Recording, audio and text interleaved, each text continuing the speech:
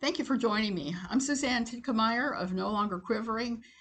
It was a column that I used to write for Pathos that dealt with the quiverful denomination. And, well, they really weren't a denomination, it was across all evangelical denomination. So I covered a lot of evangelicalism, the non denominational, high demand religious organization type. These are just my opinions. Don't believe anybody I talk about today. I'm getting ready to do part 3 of Jill Duggar Dillard's book, Counting the Cost. And first of all, let me say, I've tried to get back on to do a live. I'm not able to do that. Costa Rica, man. And I think it's because of the traffic on the interwebs, because today is Costa Rican Independence Day. I have to haul out my little lantern and my flag for that. So it's Costa Rican Independence Day, but we have another reason to celebrate besides that before I get into all this. Costa Rica moved the visas. Instead of being 90 days or 180 days now. Now I'm waiting to see what kind of effect that will have on the driver's licenses, because right now your driver's license is only as valid as your visa. So you got a 90-day visa, 90 days expires. If you're still here, your driver's license will no longer be honored. So those are the things that I have to routinely deal with in my life. And I'm going to now talk about what Jill had to routinely deal with in her life. This part of the book, to start off, kind of broke my heart. It broke my heart because Jill said that it was safer having no relationships with the opposite sex. No boyfriends, no courtship, no nothing. That it was just safer not to focus on trying to get a husband. It was a safer life. And not only is it a safer life, Jill doesn't say it, but it's less work of a life. There's no emotional labor going on that you have to do as a wife. There's no increased physical demands that you would have to do. Even though in that household, the kids had their buddies and they did do a lot of the actual work. But she just decided that was not for her and that she was busy with her midwife training. But her father, Jim Bob Duggar, he had a whole different other idea. And let me say this before I get in this good. I have seen people going after YouTubers who are doing in-depth dives on this book. And I seriously thought about not doing it at all until 6 months or so down the line, or a year. But I said, no, I like to have my review site. I've started doing book reviews again, handbaskets to hell, because I have always done in-depth book reviews of books written by evangelicals. I just always have. I'm in the middle of doing a Debbie Pearl one right now. So far, this is all I've printed out of the words I wrote about her book. And I will keep doing that. And I will do these deep dives. Me doing a deep dive on Jess's book is not going to persuade anybody who is going to purchase it from purchasing it. Hopefully what it will do is it will enhance their reading experience. It will show them that they do need to read the book to get all the little nuances and everything. It's a powerful book. I never dreamed that Jill would be the one that exposed the rottenness of the core of her parents' theology, but it is her. Jill is the hero we all need. In fact, I think for the next week, I'm going to, after today, when you see me on here, I'll be covering my hair the same way Jill does with one of those hippie wraps. I got a ton of them and I use them here sometimes, but seldom do I use them on camera. Because they're kind of, I don't want to give anybody the impression that I cover my head, that I'm a head coverer. I do head covering. Nope. I didn't do it then. I'm not doing it now. But when you're out there working in the heat of the Costa Rican day, working on your garden or swimming or whatever, sometimes that head wrap is nice. So, Jill, that's going to be my tribute to you, darling, for writing this book, because it's a monumental task. So Jim Bob fancied himself a matchmaker, which kind of breaks my heart. I know so many fathers in Quiverful think that they have to make matches for their children, but they really don't. Eventually, they will find their own. So she keeps calling her father Pops.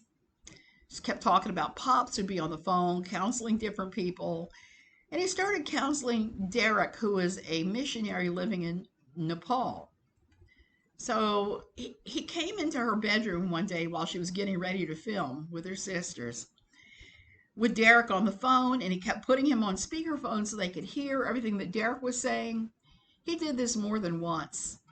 He kept insisting that Jill read his blog and focusing all this on Jill, even though, Jana's unmarried and she was older than Jill. So she avoided showing any interest in Derek because at that point, like I said, she had no expectation of relationships because not having the relationship was just safer all the way around. And I agree with that for a lot of women in the Quiverful movement. Look at Jana. She has managed to avoid courtship altogether. And I think for her, it was a power move. She is living independently now and not having to put up with some man's BS more than she has to with her father sometime. So Derek's missionary tales that she kept hearing, that Jill kept hearing, sounded exciting. And it was something that she wanted to do, which kind of breaks my heart all over again because there were so many great Christian organizations that do short-time mission trips. My daughter did hers through a company called Global Expeditions, and she would do them in the summertime. She would do, one time it was like a month, the next time it was the entire summer. She spent the entire summer one year in Poland and Germany. But, in the Duggar world, women in particular, but children they're always protected. So that means they get to miss out on all those things that are awesome. So Jill admitted she was doing what my daughter calls Facebook creeping. What is Facebook creeping? Facebook and blog creeping she was doing. It's when you look at the blog or the Facebook of someone you're not connected to, that you're not friends with really, and you're looking through their stuff for reasons, like you're curious about them. I still do it to this day with former members of my old church just to see what they're up to, even though they had thrown rocks at me. I always take a look. So she said she was not interested, even after the creeping on his Facebook. Jim Bob suggested a Nepal visit with him and Jill. Jill pushed back and said this in her book. It just seems a little awkward. You think?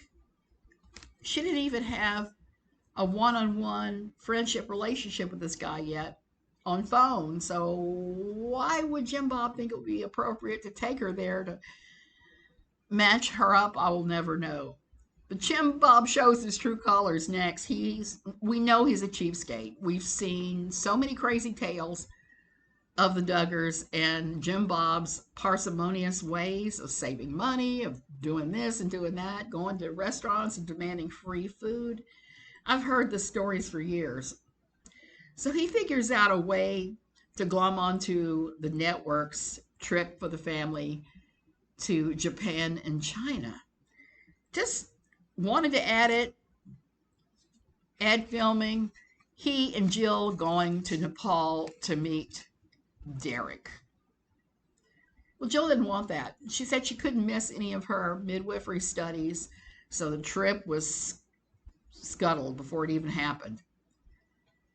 And then, good God, Jim Bob ambushes Jill to talk to Derek one-on-one. He ignored all of her embarrassment. He ignored her not wanting to get involved. He ignored her comfort levels. What kind of person ignores their kid's nature to force them to do something like that? Not anybody good. He told her, just listen to his testimony time. She said she just was not interested.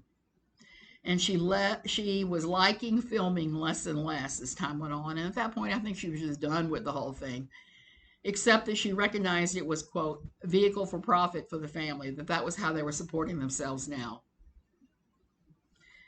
One of the really tragic parts of TLC being there is that there was little spontaneity or true joy with some of the celebrations.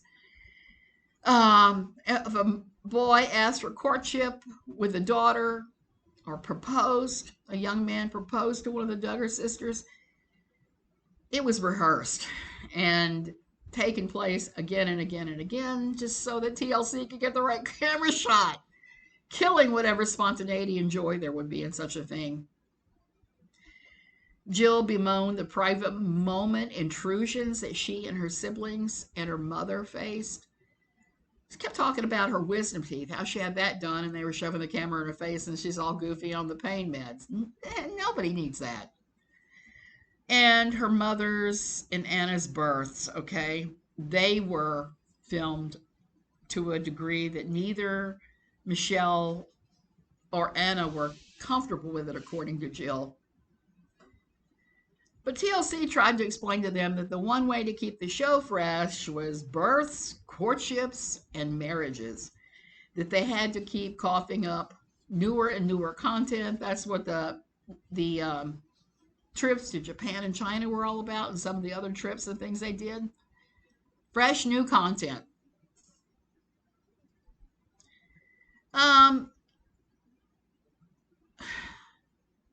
So she started talking to Derek.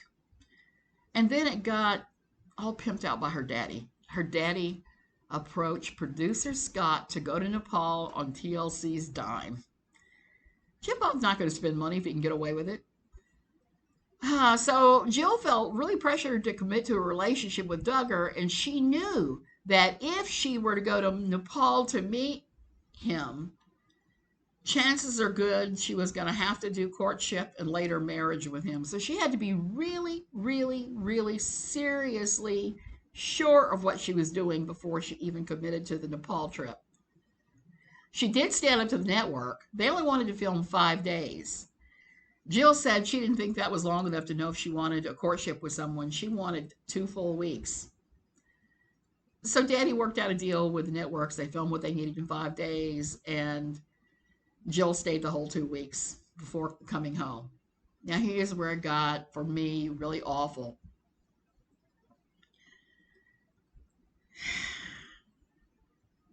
She 100% fell in love with Derek on this trip. And I was like, oh my God. I read that they both said, I love you to each other by the end of the 2 weeks. It's like, how on earth can you think you love somebody after that short a period of time? There is no way. It just doesn't happen. That's infatuation. And if girls and boys, and I call them girls and boys because they emotionally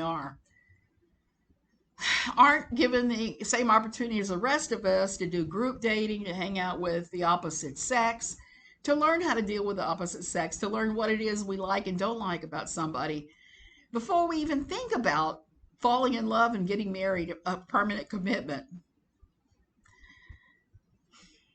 That's kind of like saying, I'm only going to eat chocolate once in my lifetime, and at the right age, I'm just going to stick my hand down this bag, and the first candy bar I pull out is going to be the only chocolate I ever eat. I know they have their pre-licked candy bar theology, where if you don't court and marry the person that your family has picked out, you're like a pre-licked candy bar if you're dating, which is a gross analogy. And not at all what happens when you date. So she said they both fell deeply in love, and Derek returned a couple of months later, and he did everything right. Well, at least according to her daddy. He was there about 10 weeks home when he proposed to Jill, and she said yes, of course. And then they found out Derek's mom had cancer, and it was serious. I think I read they said it was stage 3, which is pretty serious. It didn't say, I don't think it said what kind of cancer. Doesn't matter. Cancer is no fun. Chemotherapy and radiation suck. I know I've been through both. It just sucks. I'm just not going to even sugarcoat that. It's no fun at all. It has gotten better than it used to be. I will say that. Thank goodness there are new cancer drugs. So that put kind of a damper and a pall over the whole engagement time. She said that TLC controlled the wedding, that there were many people invited to the wedding that she didn't even know. I'm wondering if this is the wedding that Jill Rodriguez and family went to and leaked some of the photos, and she was never asked to another Duggar wedding again. Was it this one or Jess's? I can't remember.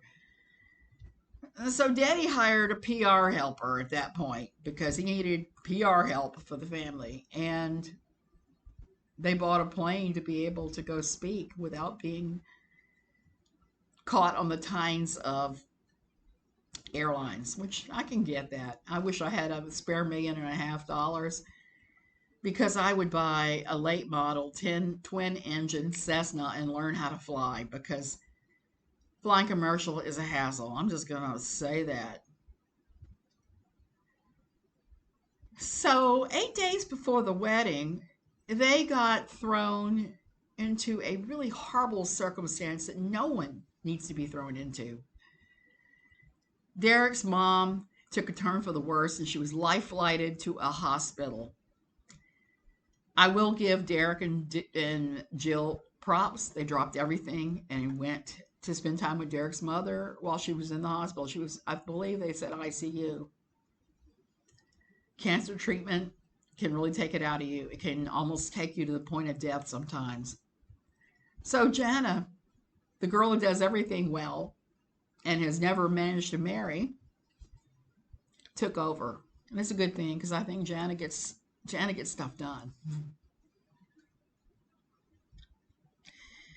And here may be, for me, one of the worst moments for Jim Bob Duggar that shows what his mindset is like. The trickery, the lack of love for his children, the whole trampling over everybody's safety thing. He shows up the night before the wedding with a new contract, insisting that Jill sign. Jill signed it without reading or going to a lawyer. Oy vey. Always, if somebody puts a contract before you, I don't care what it is, read it before signing. Some of those reality television show contracts are wicked. We refused to sign ours, which is how we didn't end up on Wife Swap, even though they wanted us at one point. Derek's mom managed to come to the wedding on oxygen, riding a wheelchair with a nurse taking care of her. But she did it. And I'm glad for them, because it meant a lot for everyone. Jill then makes the point that everything has a cost. That is so true. Everything in life has a cost. Moving here had a cost for me. Having children has a cost for everybody. Everything that you can do in life has its own hidden cost, whether you want to admit it or not. Jill did not want their honeymoon filmed after seeing Anna and Josh demeaned and degraded with the way they were filmed for their honeymoon. TLC gave them the edit that they were naive and didn't know anything about sex or how babies are made. And that's ridiculous, because, both of them grew up in areas where there was some rural farmland. And anybody who grows up in farm country knows exactly how baby animals are made, because cows, hogs, and others, they don't exactly play the courtship game. Let's just put it that way. That was how I learned what happened. Not because I was in a rural area, but because I happened to see that going on in a rural area that the family lived in. They made the decision to have a private, unpaid by TLC honeymoon, so they only were able to go away for 3 days to the beaches of North Carolina. I wonder if they went to Myrtle.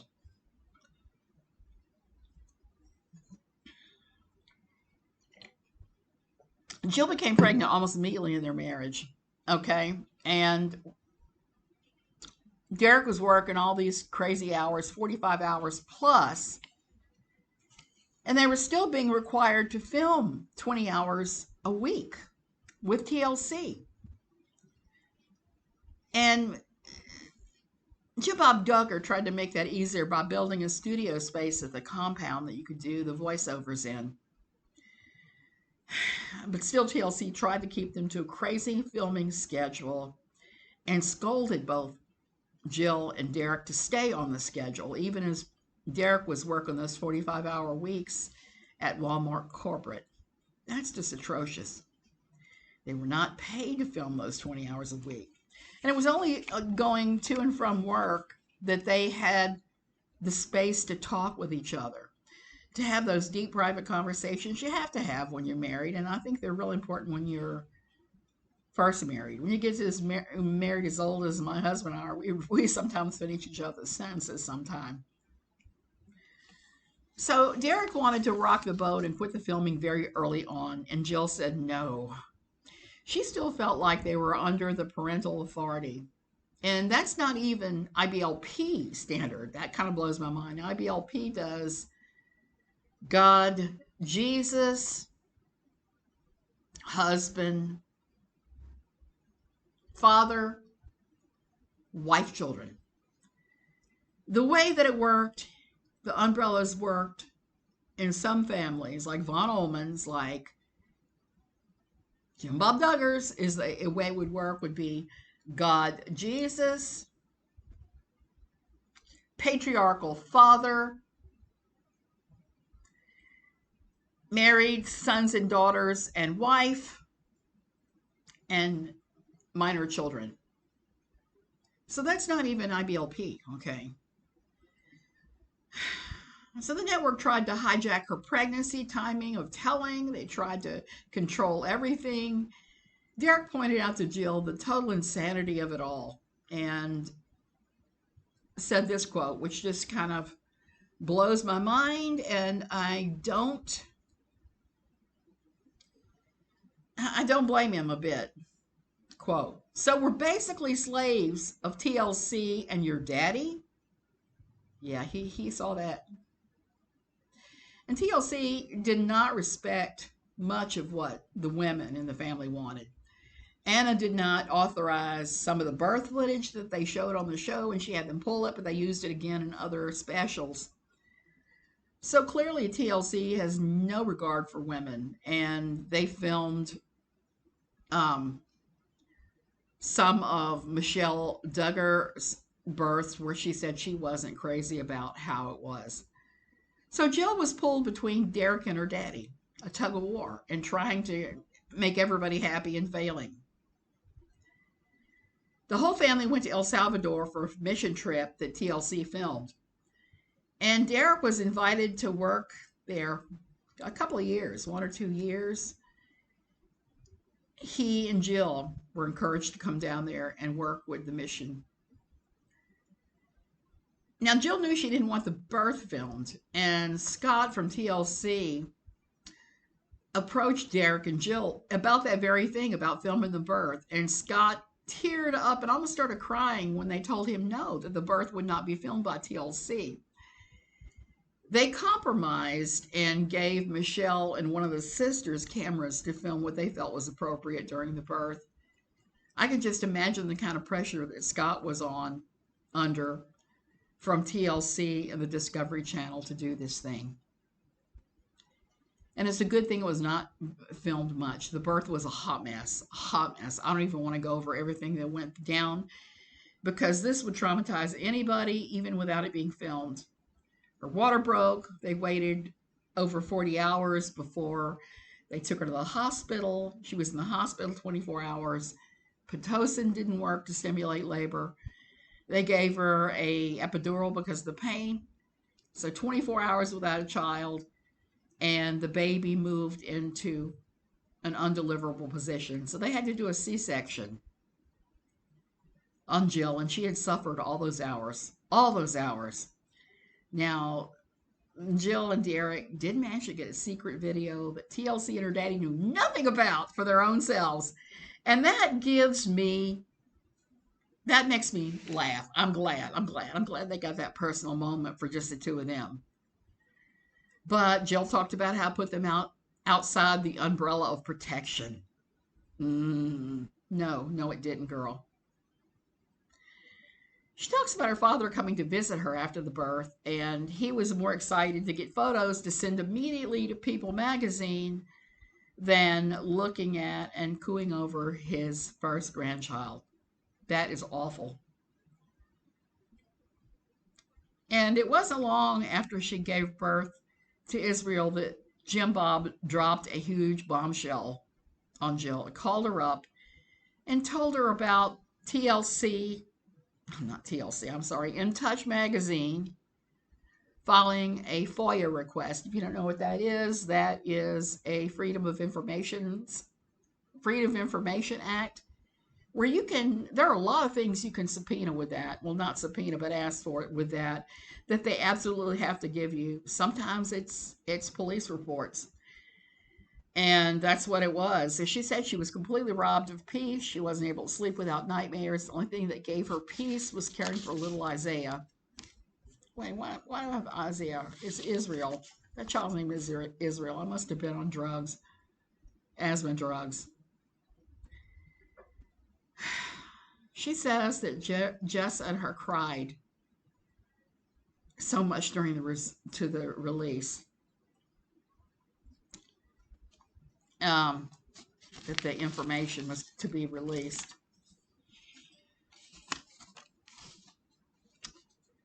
And why am I missing a whole page here? Okay.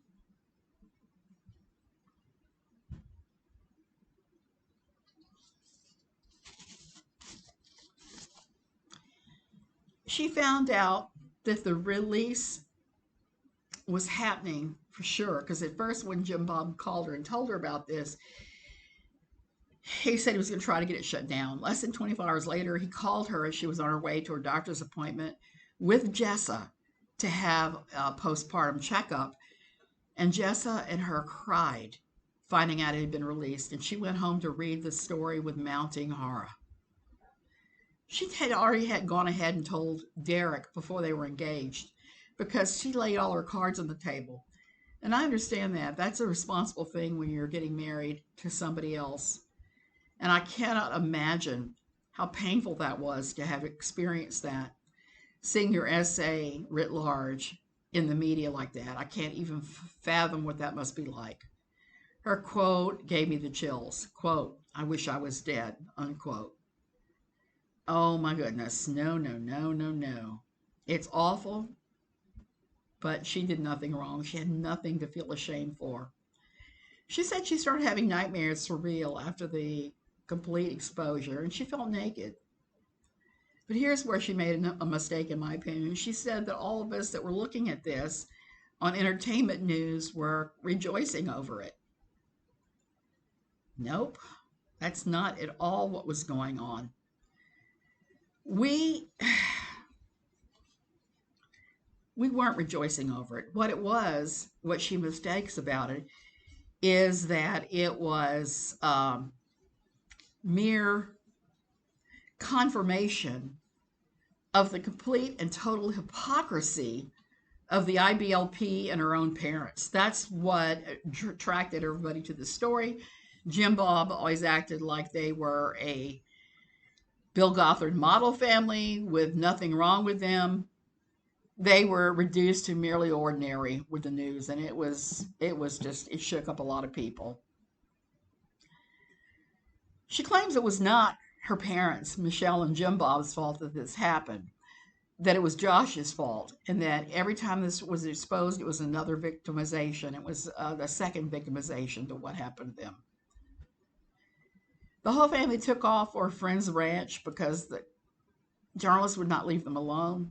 They were besieged by tabloid journalists, by television, the whole 9 yards. She told a story about somebody putting a box, like a delivery box from like Amazon, on their porch and ringing the doorbell and just cracking it open and taking a look. And it's all these reporters were out there clicking pictures, trying to get her to come out onto the porch so they could shout questions at her. She said, and I quote, "I didn't know how to be around Josh. Nobody would. It would be awful to be around the person who SA'd you."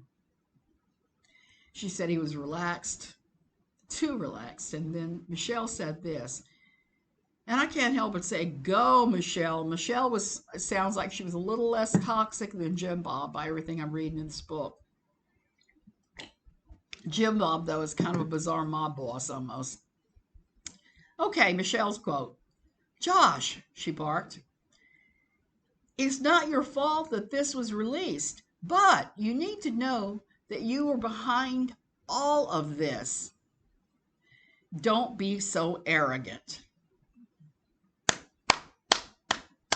Way to go, Michelle. So in the meantime, Jim Bob and their PR person, Chad, were game planning the recovery while this was going on. Jill said she had to bury her emotions in order to deal with them. And I suggest that you never do that, because if you do that, it's going to come out later in some awful way. So Chad arranges the entire interview with Megyn Kelly because he had contacts at Fox News. Jill said she was terrified. And she was unwilling to go on the show, but she felt so sorry for her parents that she figured it was the only way to show her parents, to prove her love to them. Then she started having what I consider a really normal trauma response. She had a panic attack. You know, panic attacks are sometimes an understandable response to the trauma that you've undergone. Sometimes they're chemical, like the ones I get when the asthma's too bad. But realizing you're having a panic attack and breathing through it and doing what you can to get through it, it's a skill. It's a skill. And if you've not had panic attacks before and you've not been around in a community where this was a common thing, like obviously Jill had not, it can feel like you're dying, like the end of the world. If you're prone to panic attacks, it's also good to craft a panic attack plan on how to deal with them. But Jill didn't have, because they weren't in counseling or anything, had none of those skill sets and was just thinking she was dying. PR Chad crafted the talking points they were to use in that Megyn Kelly interview. Jessa volunteered to appear on it with Jill, and she said their attitude was, let's just get this over with, which is understandable. Here's what's not understandable that makes me hate Jim Bob Duggar with all the furies I can summon. They filmed the interview with Josh watching, sitting mere feet away on a sofa. That is depraved indifference, in my opinion. Jill still has no clue why the internet was obsessed with this whole thing. She didn't understand that for a lot of people, it was the utter hypocrisy of her parents we were seeing that just was driving this whole thing. That were like, I knew those people were jerks. She wanted to go to El Salvador as soon as possible. Sadly, journalists chased them down there too. And there were some grainy photos that appeared of Derek. I know there were some crazy rumors that also came out when they were down there. Jill said that the calm, civil life that they experienced when they were in El Salvador was actually really good for them. Intermittent electricity, no air conditioning, no internet, and fire ants included. Let me tell you something. We got some crazy fire ants here in Central America. I just got bit up the other day, and I've scratched myself raw. It's just part of what happens here in Central America, the giant fire ants that will bite you stupid. While they were in El Salvador, the Ashley Madison debacle takes place.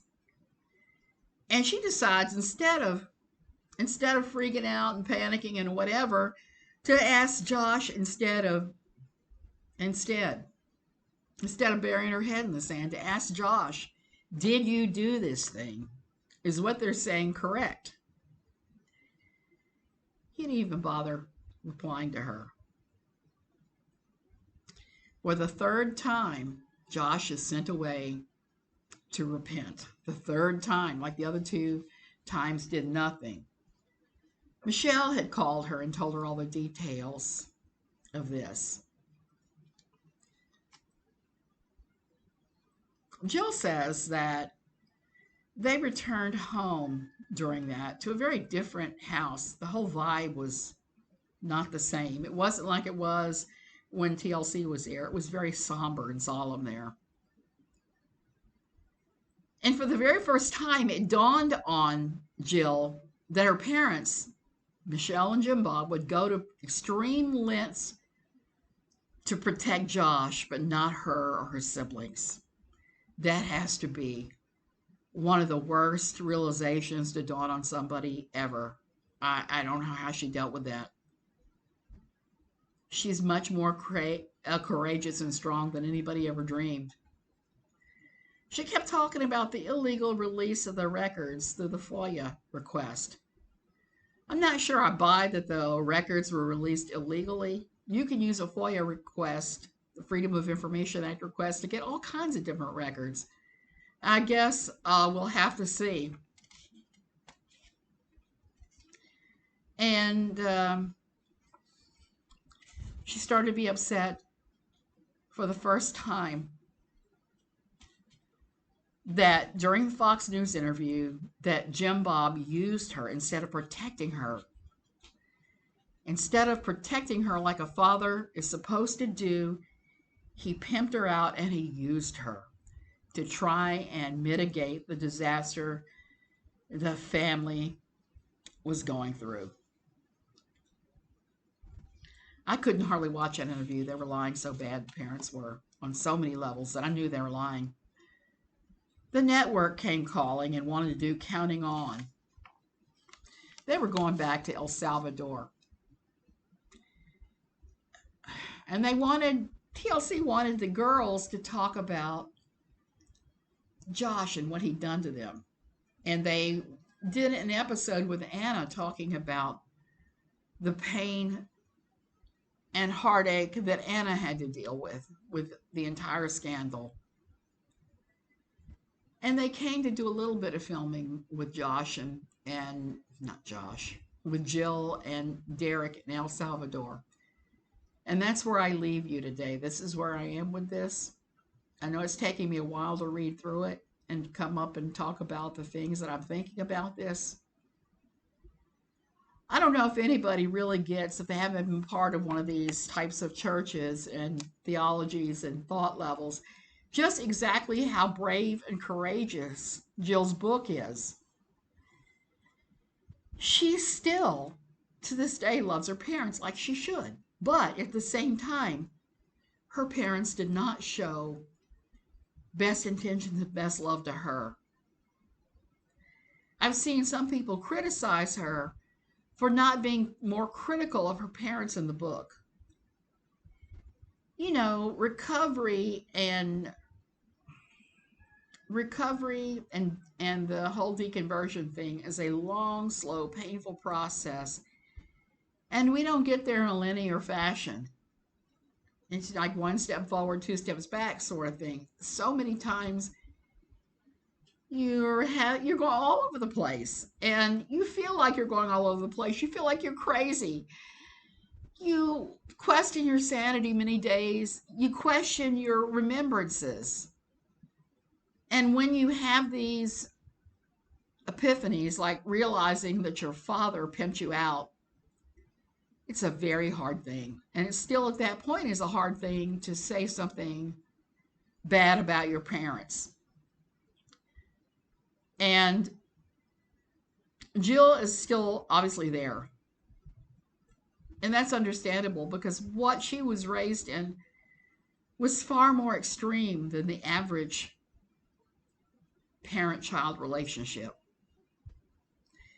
It was wrapped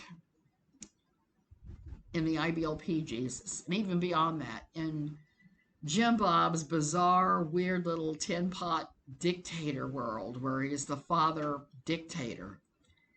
And I think that sucks. That's just me, though. Thank you for watching. I'm going to try to be live in the comments of this thing once it goes live. Like I said, I forgot about it being Costa Rican Independence Day,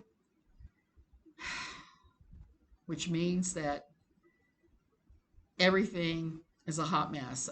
Last night I knew that we were having problems with electric flickering in and out. Anytime you have a holiday like this, sometimes the things like internet, electric, water, sewage, the systems get overrun and they crash. And for some reason, when Ticos have a day or two off, besides going to get a little toasted,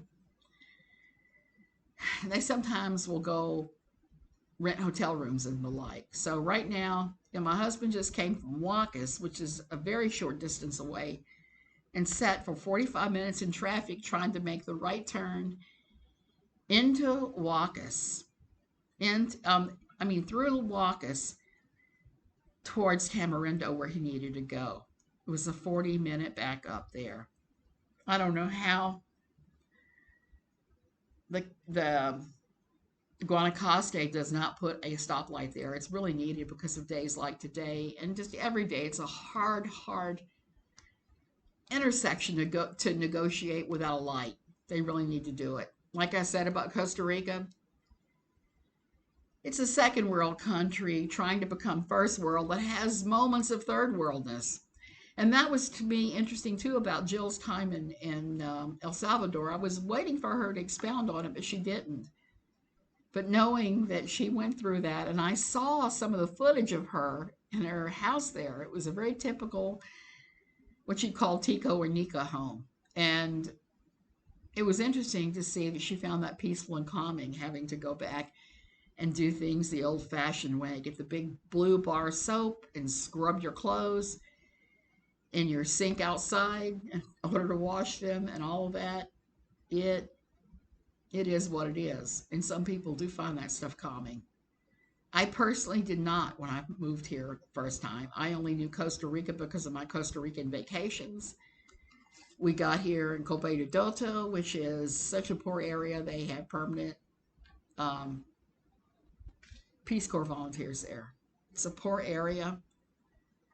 It was beyond no amenities. One of the first things I learned how to do was to ride the bus to go to the town center or the next biggest town over, just so I could sit in the park with a Diet Coke and read for the afternoon without having the many eyes of the tiny community on me that had no amenities. I cried every single day for a month when I got there because it was that hard. And I could just imagine what it had been like for Jill, except that she had been in the eye of this hurricane that was Josh, and it probably felt like peace to her. Okay, you guys, I'll be back maybe tomorrow, maybe not, as soon as I read some more of this book and take some more notes and think about it some more. It's a triggering thing. Love you guys. Have a great rest of your day and weekend coming up.